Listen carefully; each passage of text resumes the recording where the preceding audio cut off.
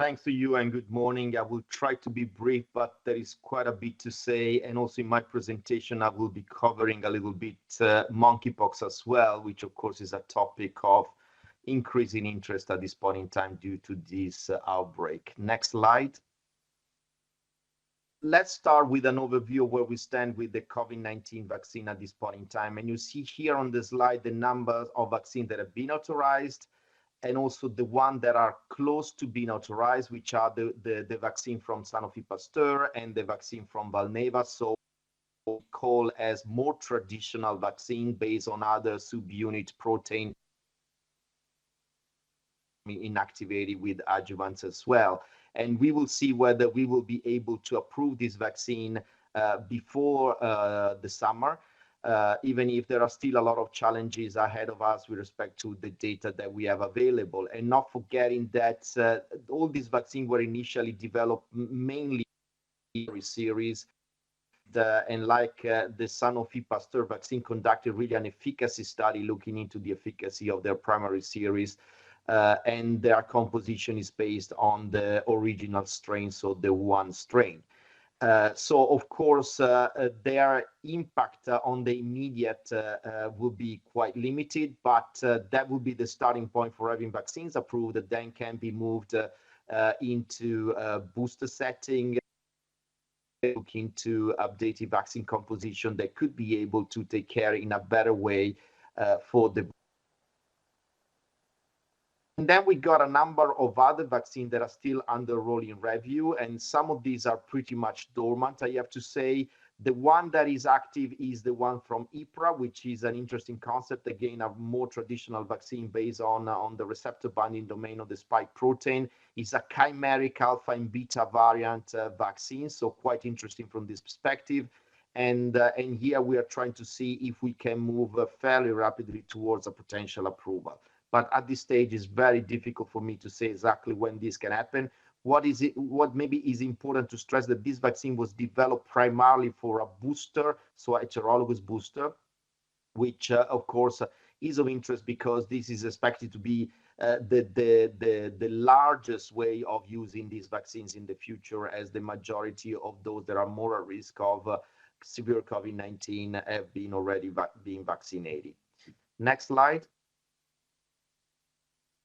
A quite important point is what we came up a while ago, a bit more than 1 month now, that was this joint statement from both CDC and EMA on the administration of a 4th dose of messenger RNA vaccine, or what we may call a second booster dose. As you know, there was a growing interest to understand whether it would make sense to revaccinate people that already received a booster shot or 3 doses of vaccine with another dose during the spring.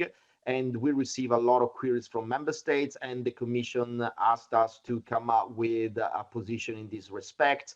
And with really an excellent collaboration with the ECDC, we were able to come up in a matter of 1 week with a general statement on what we think should be done in terms of additional doses of messenger RNA vaccines. And notwithstanding the fact that a 4th dose of messenger RNA vaccine is not yet formally authorized, as we have not received any application from the marketing authorization holders. But nevertheless, since this was a very important public health question, we felt really useful to try to align the position across member states and to come up with a statement that could help in this regard.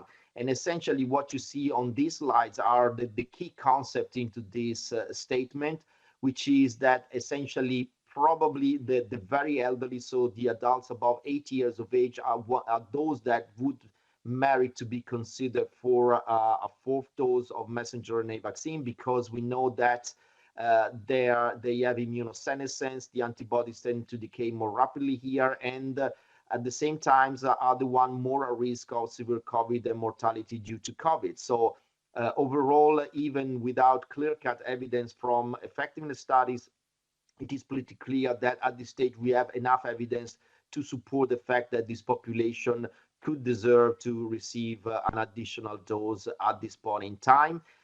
While for immunocompetent individuals between 60 and 80 years of age, We felt it's still not very clear whether there is such a need, and this would very much vary depending on the epidemiological context. But we cannot neglect that if we see all of a sudden a sharp increase in the number of cases and something that may look like a new big wave, then it could make sense also to consider vaccinating or revaccinating with a fourth dose also individuals in this age bracket. And of course, for the immunocompromised, without saying that a fourth dose is already recommended, will represent the first booster dose. And probably in the future, we will be talking about additional dose, fifth dose. And maybe let me also say that probably in the future, we should be moving away from counting all the doses received and simply calling about revaccinations for those that may need, as we do for influenza vaccine, just to give you an example.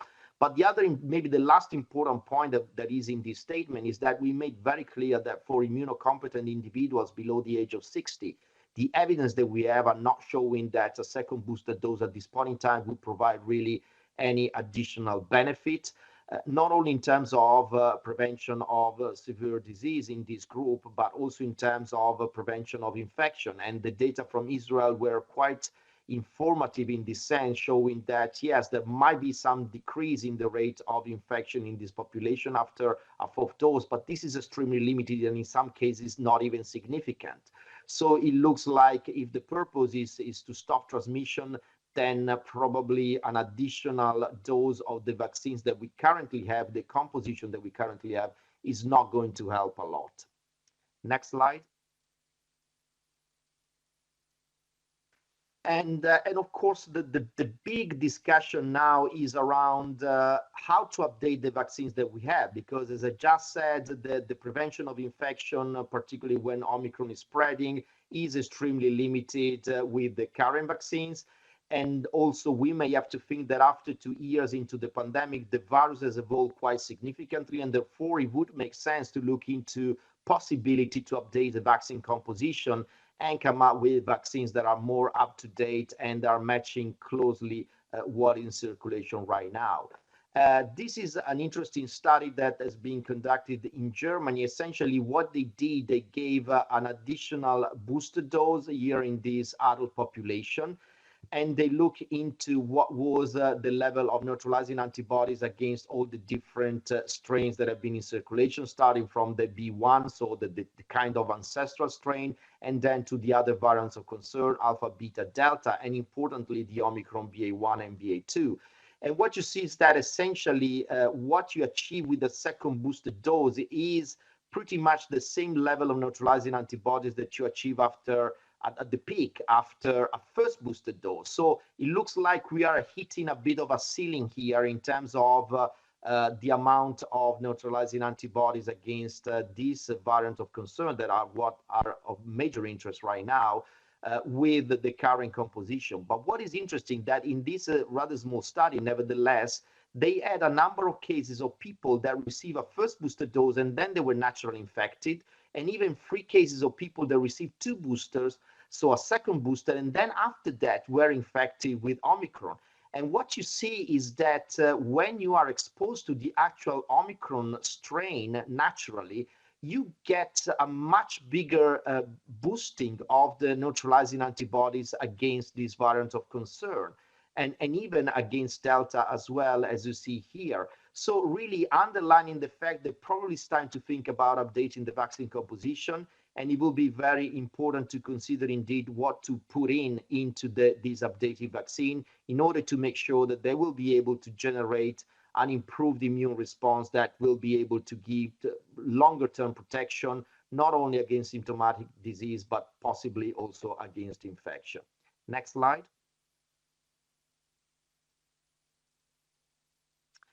And another key factor, and we have said this several times also in press briefing, is the interval between booster doses. The previous studies used a quite limited interval between the first booster and the second booster, but in this study conducted in the UK, they gave a second booster dose with a much longer interval. So we are talking about approximately at least 7-8 months from the first booster dose. And here what they see, and these are preliminary data, they see an increase in the level of binding antibodies and possibly also neutralizing antibodies after a second booster dose if you wait a bit longer. So really confirming what we knew already, that if you give booster with a short interval, you will not gain a lot in terms of achieving any bigger level of the immunity, particularly humoral immunity. But while if you wait a little bit longer, there will be much more to gain. So that's why it's so important to think carefully on how then to translate this into vaccination campaigns in order to make sure that your vaccination campaign will get out the most from the vaccines that we currently have, so that to achieve really an immune response that is useful and really can protect for a much longer period of time. While if you give booster with really short interval, the span of coverage will be limited, and you will end up in this vicious circle of having to revaccinate constantly, which is not what we think is the best way forward, because as you know, there is already a lot of vaccination fatigue already now, even in the risk groups. Next slide. So the question is what to put in the updated vaccines. And of course, here we have to dissect the two settings. So first is the booster setting, which of course is of primary importance, because as I said, the majority of the risk group are supposed to have received already 2 or even 3 doses, or in some cases even 4 doses of the current vaccine. But there is also the setting of people that might never have been exposed to vaccination or not exposed to natural infection as well, which of course, this is a group that is reducing constantly over time, but still there might be a need, like in the pediatric setting, to consider the importance of a primary series. And what this study that came out quite a while ago, they looked both in animals and from human sera to look into the breadth of coverage after exposure to certain different type of viruses.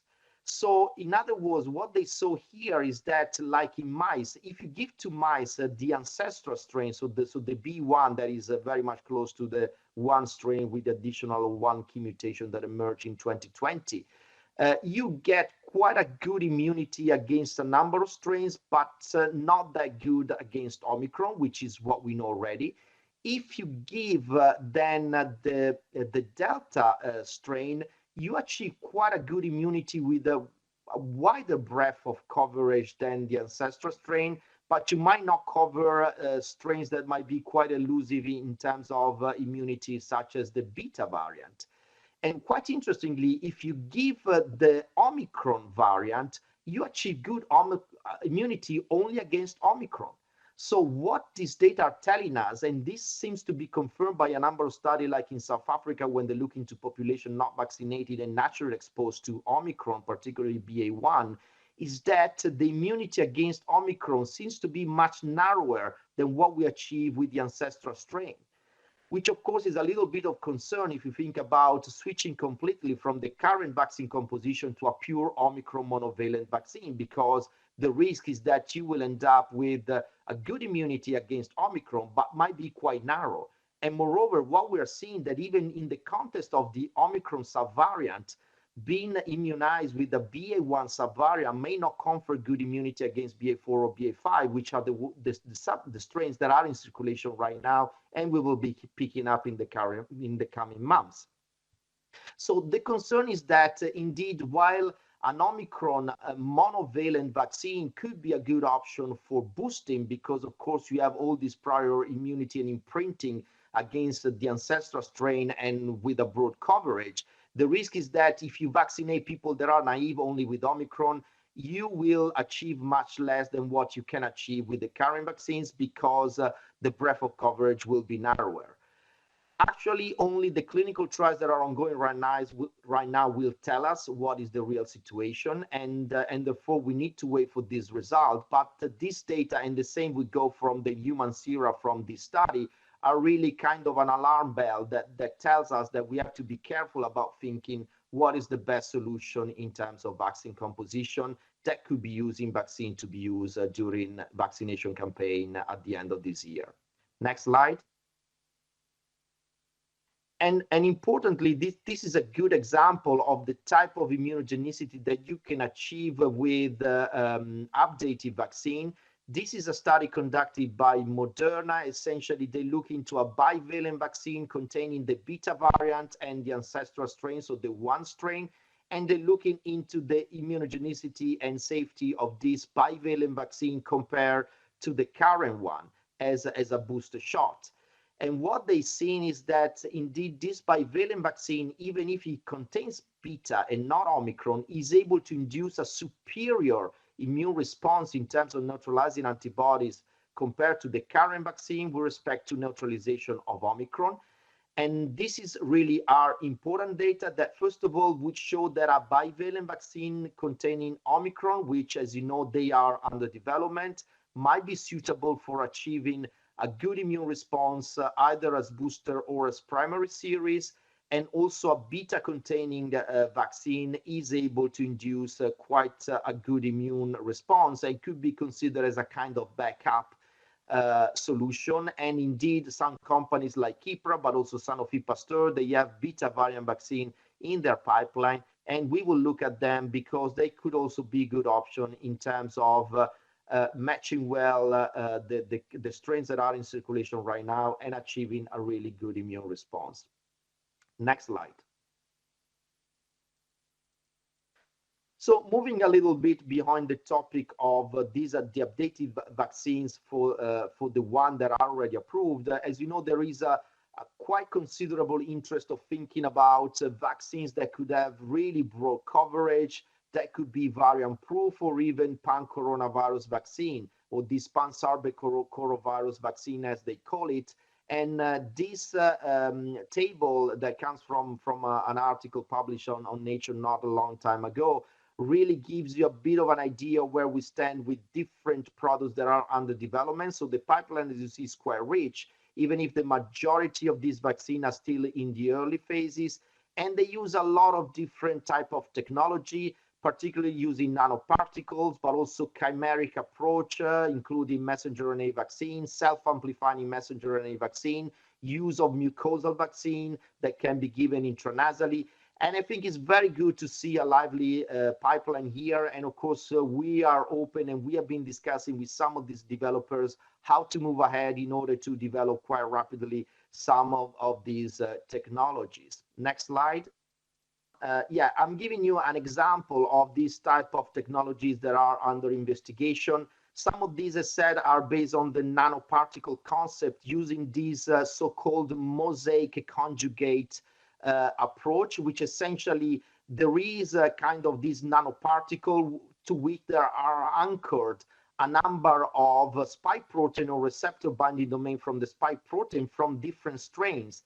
And like in this case, what they did is to have a trivalent mosaic receptor binding domain nanoparticle in which they include not only SARS-CoV-2, but also SARS-CoV-1 and MERS. And potentially they could include also other bat coronaviruses that are not a problem right now, but could cause a spillover in the future and might cause future pandemics. So also in the context of preparedness, it's good to look into what can we do in order to be better prepared and having vaccines that have a broad spectrum of coverage, not only against SARS-CoV-1 and 2, but also against MERS and other bat coronaviruses that we know exist, at least in the animal reservoirs. Next slide. And very briefly, these are preliminary data coming with the construct that I showed you in the previous slide, showing that indeed you could achieve with this construct quite a good immunogenicity, not only against SARS-CoV-2 and SARS-CoV-1, but also against MERS. And MERS is a rather different type of beta coronavirus, is using a different receptor just to start with. So really are quite interesting data that will be supportive of the future development of this type of approaches. Next slide. And I'm giving you here another example of what can be done. So aside from this mosaic approach, another one is the use of the chimeric approach. And in this case, this approach has been conducted using messenger RNA vaccines. Essentially, if you see here at the top of the slide on the right, they created different chimeras in which essentially the spike protein has been dissected into receptor binding domain, the N-terminal domain, and the S2 portion of the spike protein. but each one of these free portion of the spike protein is coming from a different beta coronavirus.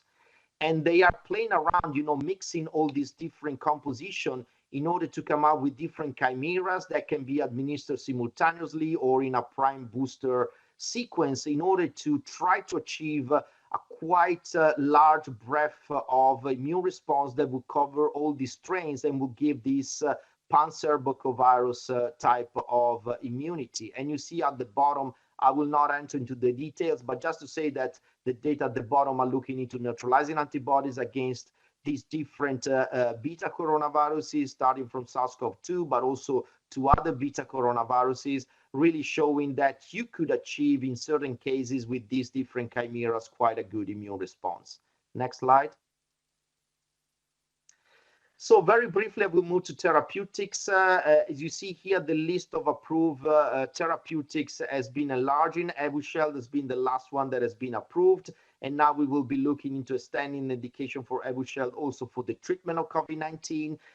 The ones that are in the process for a marketing authorization are molnupiravir and baricitinib, particularly baricitinib is much closer to a potential approval. We are still waiting to receive data from recovery, but I'm quite confident that if the data will be supportive, we could approve also Lumian for the treatment of COVID-19. For molnupiravir, we're waiting for the data from the panoramic study, so it might take a little bit longer. Unfortunately, there are no other therapeutics so much advanced or under rolling review at this point in time, but the pipeline also presents other vaccine, other therapeutics that we are considering, and we are discussing preliminary results from clinical trials with the companies to see if these additional therapeutics can be rapidly advanced as well. Next slide.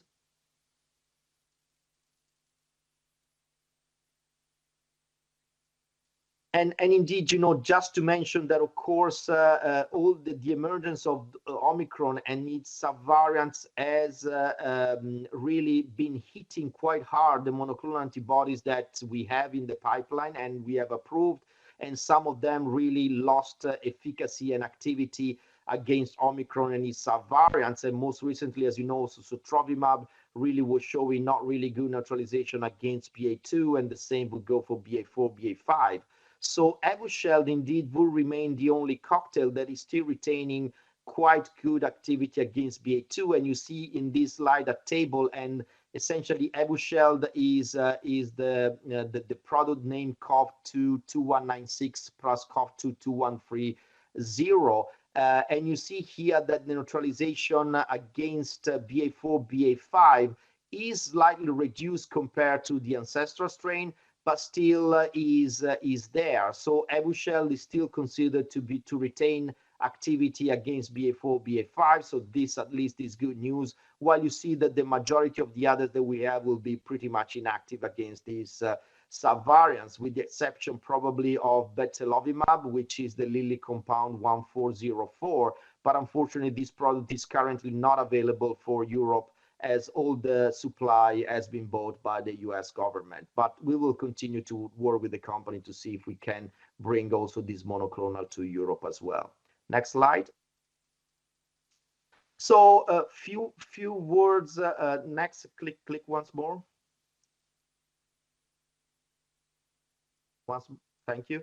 Okay, so just few words about, all these cases of hepatitis that have been emerging, and the scientific community is still struggling to understand what is the etiology of all these cases and to understand whether it is an adenovirus, as adenovirus, particular adenovirus 41 has been seen in quite a large number of these cases, which are pediatric cases, the majority of which are below 5 years of age. So it's pretty clear that there is no link to the vaccination. So the vaccines are not really at all behind these cases, but still we don't really understand what is causing these quite serious cases of hepatitis. They are not any of the known hepatitis viruses.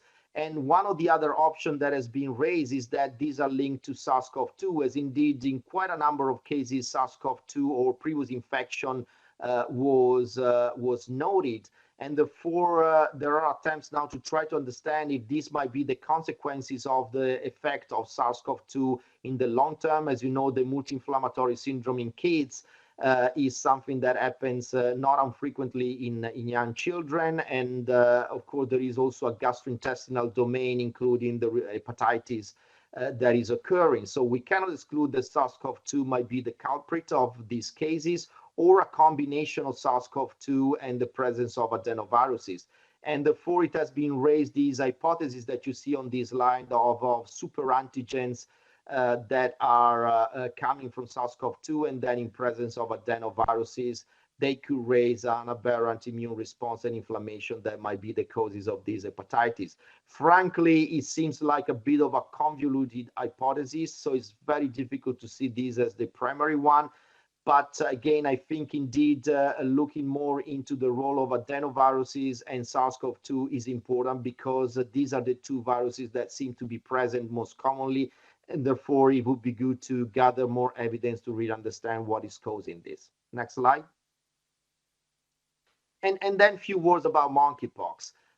So on this slide, you see what we know about monkeypox, which is a virus that has been detected since the 50s of the last centuries, and essentially in Africa there are two clades, one a Central African clade and a Western African clade.